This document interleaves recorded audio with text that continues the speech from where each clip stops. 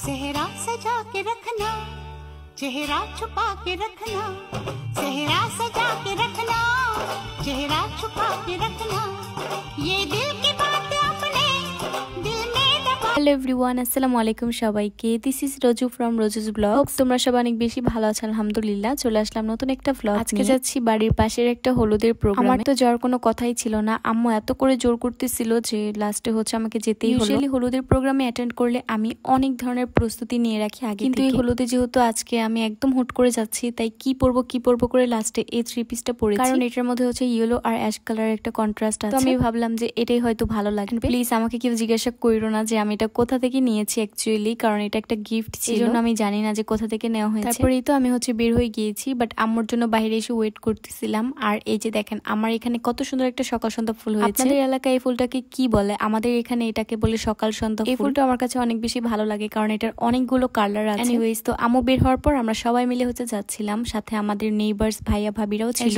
যেহেতু বাসার পাশে এলাকায় বিয়ে, তাই সবাই মিলেই হচ্ছে দাওয়াত পেয়েছি, সবাই মিলেই হচ্ছে রওনা দিয়েছি। আর সবাই মিলে একসাথে কোথাও গেলেও কিন্তু অনেক বেশি মজা লাগে। তারপরেই তো কথা বলতে বলতে আমরা অলরেডি চলে এসেছি, তবে আমরা একটু আগেই চলে এসেছি কারণ এখানে তেমন কোনো মানুষজনই দেখলাম না। আর সবথেকে ইন্টারেস্টিং বিষয় আমার কাছে যেটা লেগেছে সেটা হচ্ছে নদীর পাড়ের সাইডে, মানে ভেন্ডিঘাট নদীর পাড়ে হচ্ছে প্যান্ডেলটা করা হয়েছে। আর যেহেতু তেমন কোনো মানুষ এখনো আসেনি, তাই আমরা হচ্ছে একটু সামনের দিকে যাচ্ছিলাম। নদীর পাড়ের এই সাইডে সবসময় হচ্ছে অনেক বেশি বাতাস থাকে, আর সেদিন অনেক বেশি গরমও ছিল। প্রতিদিনের তুলনায় আজকে নদীর পাড়ে মানুষজন একটু কম, তবে জানি না এটা কেন। দিয়ে ভালোই হয়েছে, কারণ বেশি মানুষ থাকলে কেমন যেন একটা গ্যাদারিং ফিল হয়, সেখানে থাকাও যায় না। আসলে মানুষ নেই বিধায় হচ্ছে আমরা এখানে এসে একটু বসতে পেরেছি, নাহলে তো জায়গায় পেতাম না। ওইদিকে হচ্ছে প্যান্ডেল করা হয়েছিল, আর সাথেই হচ্ছে ছিল নদীর ভিউটা অনেক বেশি সুন্দর ছিল। তারপর যখন আমরা দেখলাম যে মানুষজন ধীরে ধীরে চলে আসছে, তখন হচ্ছে আমরাও ভাবলাম যে আমরাও চলে যাই। তারপরে তো আমরা হচ্ছে প্যান্ডেলে চলে গিয়েছিলাম, আর এক সাইডে বসেও ছিলাম, কিন্তু আমার কাছে মনে হচ্ছিল যে নদীর পাড়ে বেটার ছিল, এখানে অনেক বেশি বাতাস ছিল। তারপর এখানে ব্রাইড হচ্ছে ছবি টবি তুলছিল, ফটোশুট করতেছিল। এদিক দিয়ে আবার দেখলাম যে সোহামনি হাতে কি সুন্দর করে মেহেদি পড়েছে, তা আমি ভাবলাম যে এটা একটু ভিডিও করি। সেদিন কেন জানি সে কিছুতে আমার কোলেও আসতে চাচ্ছিল না, আর হাতও দিতে চাচ্ছিল। আমার হাতে সে চুড়িও পড়েছে, যে কারণে আরো বেশি কিউট লাগতেছিল। আমার কাছে আবার বাচ্চারা হাতে মেহেদি চুড়ি এগুলা পড়লে অনেক ভালো লাগে। তারপর দেখলাম ব্রাইড এখান থেকে কোথায় জানি চলে গিয়েছিল, হয়তো বা বাসায় গিয়েছিল। আমরা তো এখানে দেখে একদম অবাক। ফয়সালকে এই পিচ্চিটা হচ্ছে বারবার মারতে চাচ্ছিল, ভাবে আবার ওকে হচ্ছে একটু দুষ্টামি করে ধমক দিয়েছিল, যে কারণে ও বন্ধ হয়ে গিয়েছিল। আমি লিটারেলি বুঝি না যে বাচ্চা কাচ্চারা অ্যাকচুয়ালি হলুদের অনুষ্ঠানে এই স্টেজে উঠে বসে থাকার মানে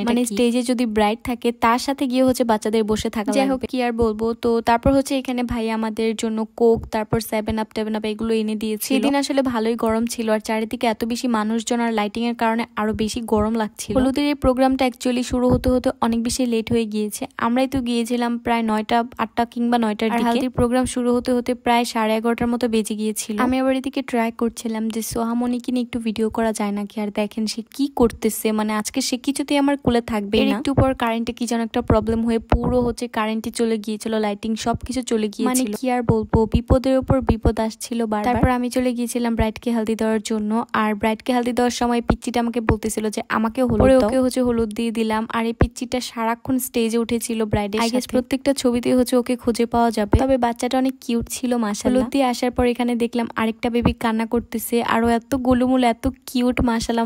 ও হচ্ছে বারবার স্টেজে যেতে চাচ্ছিল। অনেকক্ষণ চেষ্টা করার পর ফাইনালি হচ্ছে সে উঠে গিয়েছে স্টেজে। আর এখানে সে একটা আঙ্গুর ফল খাচ্ছিল, মানে কি মনোযোগ দিয়ে আঙ্গুর ফলটাকে দেখতেছে জাস্ট। আমার কাছে তো ওকে ভীষণ কিউট লেগেছে মাশাআল্লাহ।